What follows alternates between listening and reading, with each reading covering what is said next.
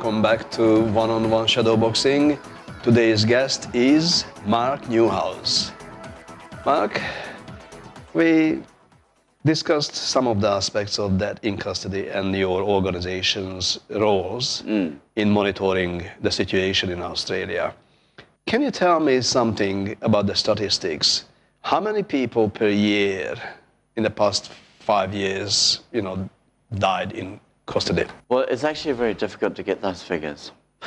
They are secret figures or what? No, they ought to be publicly available. But what we do know is that nationally there has been a significant increase, particularly in the number of Aboriginal people dying.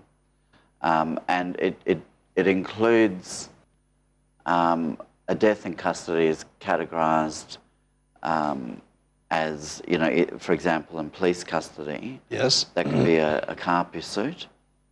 It could be in the process of being arrested or detained.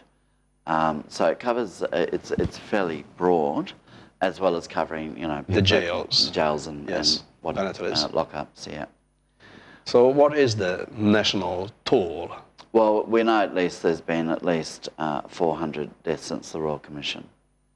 Sorry, 400? 400, at least 400. Since the Royal Commission. So how many years is that? Quickly, 30 years. So approximately 12 deaths per year we know of. Yep. And the majority of those ones are Aboriginals, because not only Aboriginals dying in custody. No, that's correct. And in fact, the figures between Aboriginal and non-Aboriginal did stabilise for a number of years, but what we've seen is this huge increase in the last 5 years. At the time of the Royal Commission, when they were conducting that, they investigated 99 deaths of Aboriginal and Torres Strait Islander people, and out of that 99, 33 were in Western Australia, and a number of those were in Kalgoorlie. And, still today we're still dealing with similar issues. So, for example, the question of medical assessments, that hasn't been addressed adequately from our point of view. When you look at the health statistics amongst Aboriginal people in particular, and poor health, when you've got someone who's clearly not well and you stick them in a lockup for alleged disorderly conduct, and then they end up dying 2 hours later, then it begs the question about what whether a police lockup is actually the appropriate place for someone who might be got a medical condition or mental health or a substance abuse problem and so on. But our justice system is not catering for such things. No. If you're sick, you still go to jail. If you're sick in the jail, you still can die in jail. It's not a concern. Not a concern about our justice system. No. Is it right or wrong? How does it fit into the international landscape? Well, the key thing from our point of view is we would like to see a complete overhaul of the medical system in relation to prisons. It's currently run by the Department of Corrective Services. Yes. We believe that should be run by the Health Department, and prisoners should have access to the same level of health care that people outside prison have. And what can your organisation do about these things? We organise and take direction from families of people who have people in prison. Our reference points is the community, and we take direction from them in particular. So we organise campaigns, parliamentary inquiries, protests, a range of things, and we do some individual advocacy work. And is it effective, or are you just doing it because that's what you have to do anyway, and you want to because this is the human rights activity? Sure. No, I think our organisation is clearly one which is needed.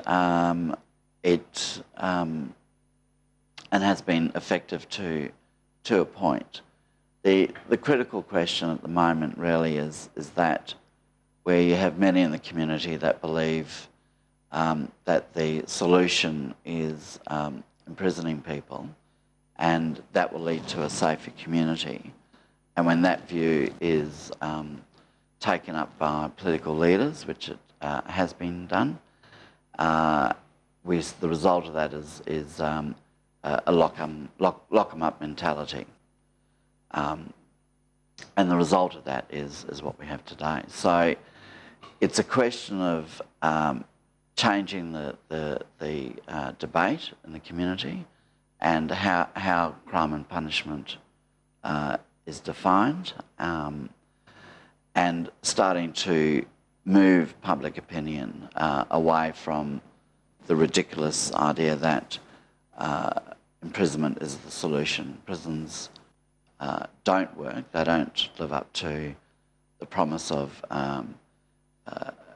reintegrating people back into community.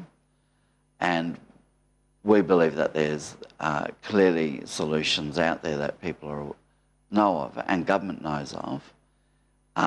But what we need really is education and understanding. Yeah, and also political willpower and leadership. Yes. Yeah. So what your organization thinks is the solution? So first of all, sure. People committing crime, so it's got a root for crime. So why people or why Aboriginals committing crime? Look, the fundamental question really for us is and that which we put to people is to just imagine for a moment a world without prisons and what that actually means. Yes, so how can we have a world without prisons? Well, a lot of people have great difficulty imagining that world because, you know, offending behaviour and disorder, many people believe that that's just the way we are. So it raises some pretty fundamental questions. We believe that, as the Royal Commission pointed out, yes, that you have to address the drivers of offending behaviour and social unrest, and in order to stop this tide of people just simply being thrown into prison as the solution. So there's a model which has been trialled in the US and in parts of Europe called justice reinvestment. Yes. How does this work? Well, it's basically it's based on the idea that for us that if people that offend, you put them in prison, and then they go back to their community, where the social and economic conditions remain unchanged, then clearly the end result of that is, under the current system, is that people will return to prison. The cycle. On an ongoing basis, yeah? Which is what in fact happens. Justice reinvestment says, well, first of all, identify where offenders are coming from, which areas, which communities.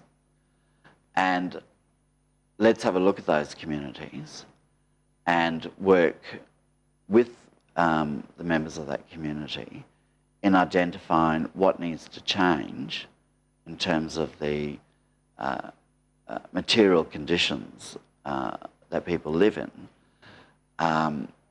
in order that we see a decrease in offending behaviour.